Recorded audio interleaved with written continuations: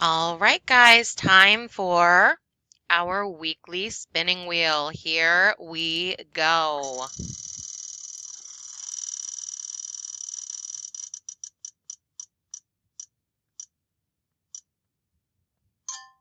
All right, our first winner this week is Mackenzie.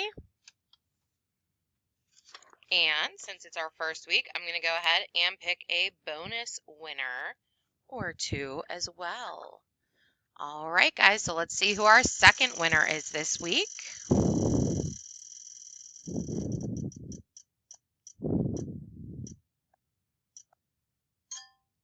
Isaiah is our second winner, and then we will do one more. Third time's the charm.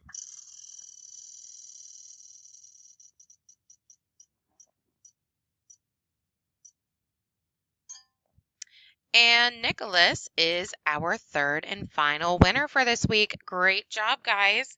Keep an eye in the mail, Nicholas, Mackenzie, and Isaiah, and you guys should be receiving your prize soon.